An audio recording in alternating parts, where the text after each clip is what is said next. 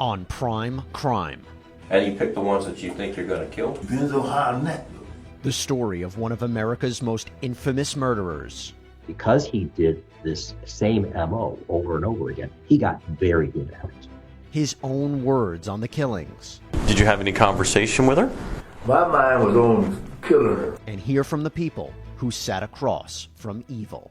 I'll never in my life ever interview another killer like that in my career. Pluck me another grape. I said, how many grapes y'all got on to find him?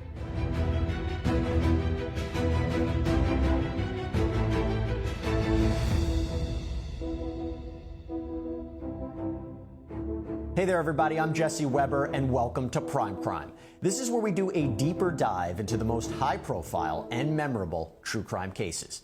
Our next story is about a killer so renowned, we had to dedicate 2 shows to this case. Here is part 1. In 1970, a woman is strangled to death and buried in a shallow grave out in Florida. From there, for the next 35 years, bodies would be found across different states. No connection, no prime suspect. It would take decades before these cases would be solved and finally connected to one man. She was pretty, a light-skinned, brown, honey-colored skin. This is Samuel Little, also known as Samuel McDowell. I met her in a nightclub in New Orleans. So I took off the exit, went, and that sure enough was a road leading into the woods. And we went in and parked. He may not look like much when investigators began interviewing him in 2018, in his late 70s and suffering from health conditions. But the man you're seeing was the most prolific serial killer in United States history.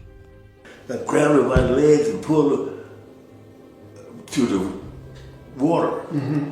That's the only one that I ever killed by drowning.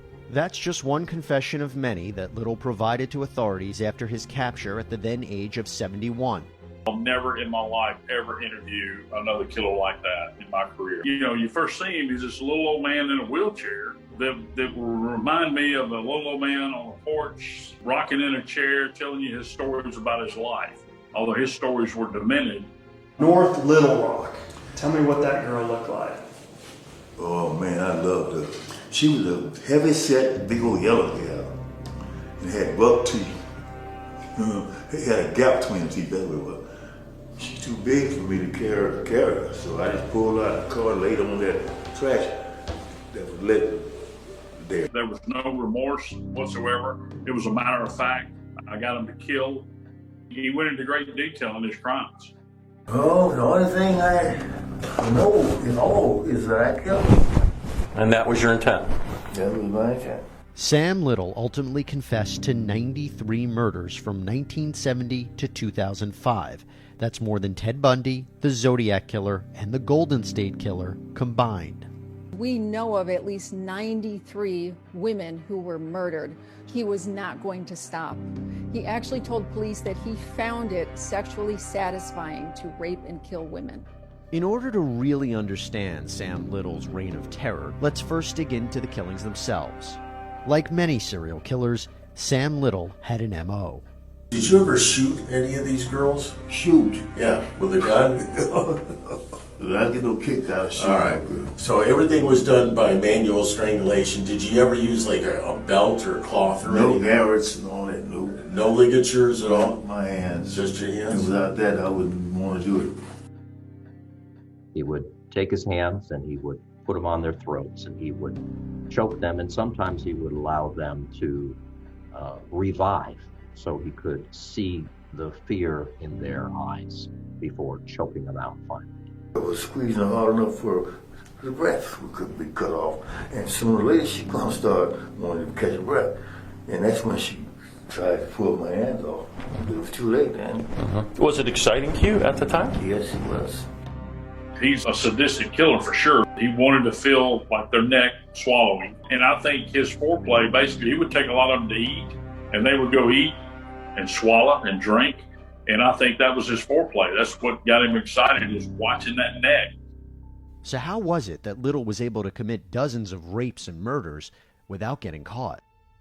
The reason Sam Little went undetected for so many years is because of who he targeted, primarily drug-addicted women and sex workers. They didn't know who the hell was doing it. Yeah.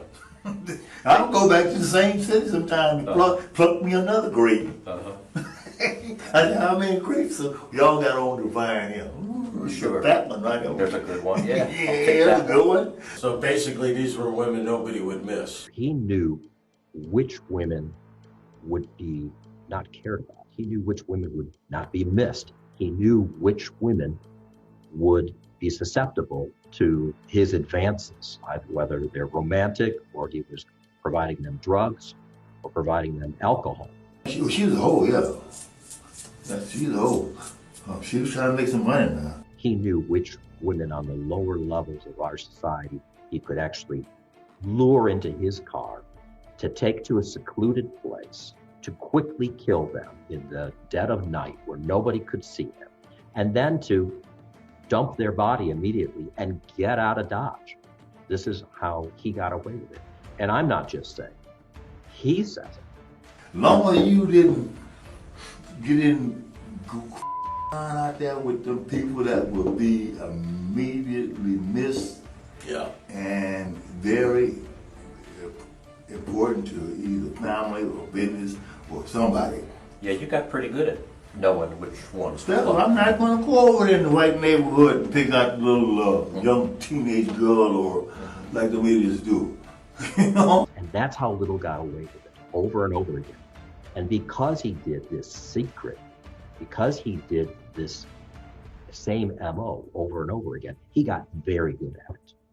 Coming up, Little had spent his life in and out of prison and had almost been captured before. So what happened? I've been lucky on numerous times. Yeah.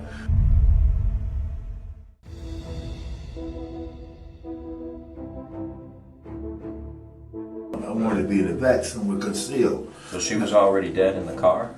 Yeah. Okay. After Samuel Little is arrested in 2012 on a narcotics charge, investigators realize he's actually responsible for several cold case killings. Little would ultimately confess to 93 murders. Prior to his capture, though, Little was a man who had been arrested almost 100 times and only spent a total of 10 years behind bars. So how was he not connected to these crimes sooner? And more importantly, how was he still on the streets for all this time? I was lucky in Florida. I had a dead body in the car. Got to get the choked out. Yes, I'm getting ready. But boom, boom, boom, boom, blue lights everywhere. Police car and come back behind the building.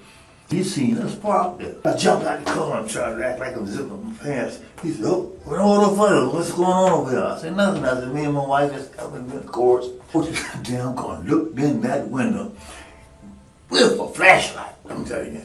Shining right on the girl. She laying up there like that. And she's dead. Dead. Yeah. And as soon as he was looking in there, I said, "Yeah, right here." I got his mind off of it. Just in the nick of time before he took a second look. And I got away like that. He said, "Well, you got to get out of him." Wow. I got in the car and took off. The police weren't able to put together a strong case against him because he himself knew how to get away without leaving a lot of evidence. I never cut, stabbed, burnt, bit. No, none of that. No blood. I don't like blood. He would initially strike his victims in the head and then strangle them. And I think ultimately, when you think about this, you're not going to have any forensic evidence later. The bodies have deteriorated, so there were no markings. You couldn't see knife wounds to bones. You could not see gunshot bullets. There was no fractures in these bodies. I found about pig farm or something. Wow. And that's how they found the girl that laying in the field next to the pig farm. All the mother in ate off of face. The rats got hold. Sam Little would dispose of bodies in the Everglades. He would roll them down hills. He would put them in densely forested areas. She was like partially concealed by the vegetation, left with air. DNA didn't really start being utilized until the mid-1990s. So he was able to get away with any type of sexual crimes. Alabama did the same thing. I had this black chick up in the car, and just got through killing her. This mother pulled up with this sheriff pulled up. Nobody ran the plate or anything like that. No, so they didn't put that on. He didn't run the plate. Nobody. No, he wasn't looking for no. They found the body, man, about a month later. Even though he had 100 arrests and served only 10 years prison time, I would blame partially the criminal justice system, because a lot of the cases against him were dismissed, they weren't followed up with, and he was fleeing constantly. He was very transient and leaving to different areas, cities across the nation. Little had had close calls before, but nothing may have come as close as to when he was directly tied to two brutal murders. We caught him. We believed he was responsible for Melinda Lupre's murder in 1982. And we know absolutely he was responsible for Patricia Mount's case. Now, when you're driving around with Patricia Mount in the front passenger seat, did you have any conversation with her? My mind was on killing her. She let me feel her throat. I was caressing it. And before I knew it, I tied my hands around it and strangled her to death. After Patricia Mount's nude body was found in that hayfield, hair fibers and witness testimony linked Little to the killing, and he went on trial. Yet once again, it was Little's lucky day. The jury found him not guilty. As for Melinda Lupree, a grand jury opted not to indict him. Other media has come to us saying, if y'all had just tried him and he was in jail, all these people would be alive. And I will tell you that Melinda Lupree had been out in the elements for over 3 weeks. And if you saw a picture of her remains, you would understand there were no evidence there to gain. There were so many things, so many times that he was arrested for assaulting women, and the women were ladies of the night. They were on drugs. Those don't make the best witnesses, unfortunately. A combination of lack of hard evidence, issues with witnesses, and Little's own ways of covering up his crimes resulted in weak cases and him continually striking plea deals for shorter prison stints. Jillian Lauren, a New York Times best-selling author and someone who spent hours interviewing Sam Little, has made it her mission to be the voice of these victims. Because of the fact that they were often prostitutes, often drug addicts, often women of color, women who were considered unimportant, or as some cops used to talk about, the women who were turning up in South Central dead almost every morning in the 80s. NHI, No Humans Involved. But, it wasn't just cops. He was tried by a jury of his peers. Once again, it's us who let him go. Up next, Little's crime spree comes to an end, but his story is just beginning. I had desire, strong desire, to her and kill her.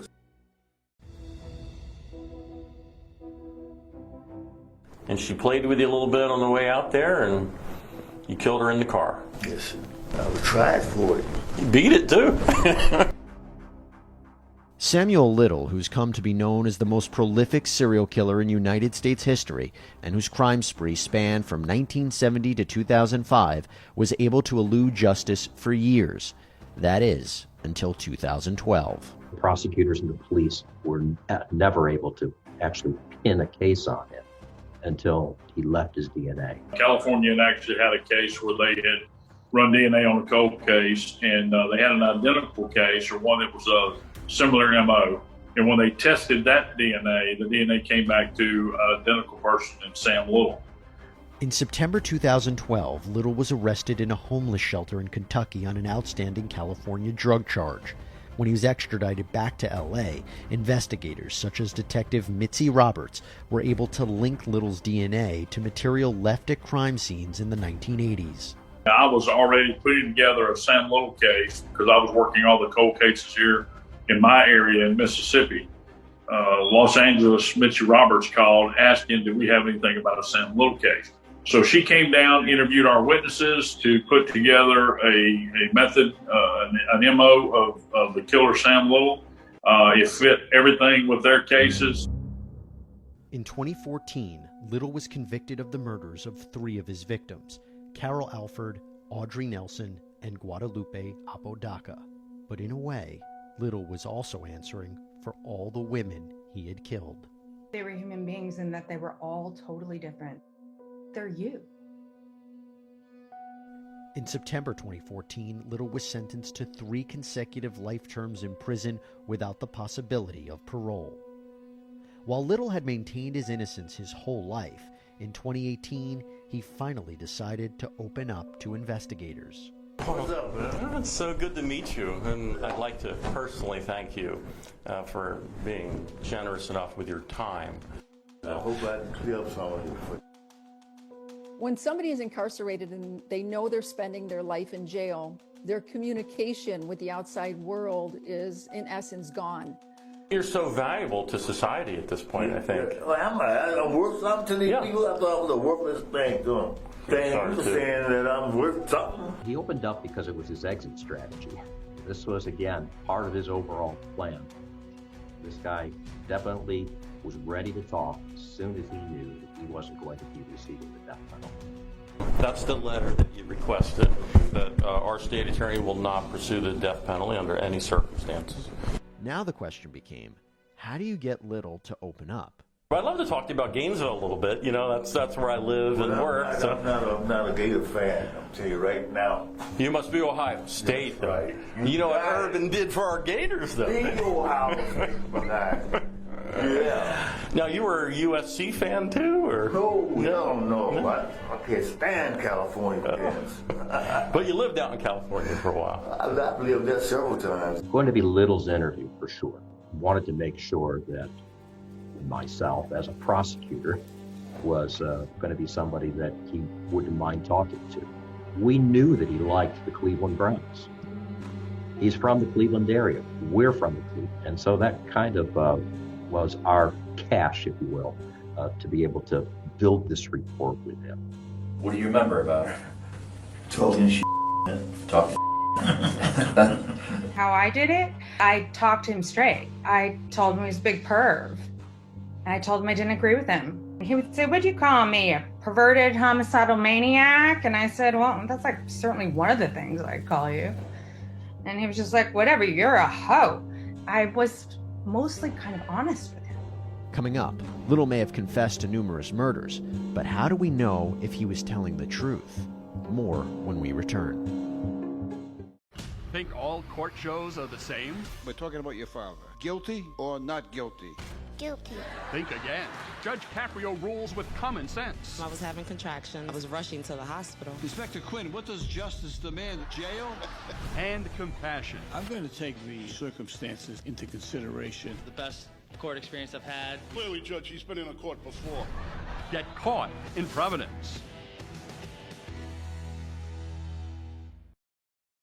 Hi, I'm Dan Abrams. In the exploding legal and true crime genre, Law and Crime is the only network that has it all. Good evening and welcome. This is a complicated case. Don't really jump to conclusions. Welcome to Prime Crime Tonight. Another day of drama between both sides. From multiple live trials daily to original and compelling programming, the Law and Crime Network is everywhere, and we invite you inside the jury box. This is Law and Crime.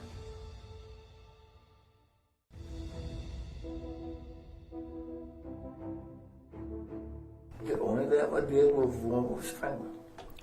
Some lived and some didn't. After serial killer Samuel Little was finally caught in 2012 and convicted of murdering 3 women back in the 1980s, he decided to confess to more of his crimes from 1970 to 2005. And that's when the floodgates opened. So I killed a girl there. In Ocala? Gainesville. I killed a girl over there in Ocala, too. She also talked about a young lady that you dumped down a stairwell. Yeah, a white girl. That was a white girl? Yeah, she was white. I got her out of the car, pulled her out, and drug her into the growth back there. Little ended up confessing to killing 93 people and would ultimately plead guilty to several more murders. How do we know, though, that Little was actually telling the truth? I absolutely believe in his credibility and the stories that he told. He knew everything about my crime in 1982, and then the 1977 remains actually had a wig on. Nobody knew that but the anthropologist and us. And he talks about she had a wig and he threw it out the window after he killed our very first victim. In one other case, he was able to tell what the last item that a lady had eaten was basically the carrots out of a salad and brown coffee. And the autopsy report shows undigested carrots and brown coffee. And that also was from the 70s. It would have been dark for you, so I don't know how pictures can really help you. No. That must be the blanket. Yes. That's the blanket. How did you remember that? It was also important what Little said he didn't do. We were all sitting around talking, and the detective says, yeah, you know, he killed mine. He drew a picture over, and I said, what year was yours? And he said, 1998. I said, no, it wasn't Sam Little. I said, he was not out in 1998. So when they go into the interview room, and this detective is starting to talk to him about that case, and I'm thinking, golly, if Sam Little confesses to killing this one, that's going to throw this whole story in the brink. I mean, it just, none of it's going to be true. And, you know, he looked at it, he goes, oh yeah, I'm never home, yeah. But I didn't kill that one. He said, I was going to kill her. He said, I came back to kill her, but she was gone. I couldn't find her. Then I said, when Sam could have took credit for one, did not. And so they told me he's not out there just trying to get numbers. He's out there wanting to talk about his cases. Now we get a sense of his killings, but what drove Sam Little? The choking with these women happened before the sex, or during, or right afterwards? When did it mostly happen? I choose her out first. You pick the ones that you think you're going to kill first? No. If you want, depends on how I'm neck. So clearly a lot more to talk about. And in part 2 of our Sam Little story, we're going to get into his background in psychology, why he stopped killing, and also whether Little is responsible for more murders than we know about. So that's all we have for you right now on Prime Crime, but leave us your comments on Instagram and Twitter with the hashtag PrimeCrime. As always, thank you for joining us, and until next time, be safe.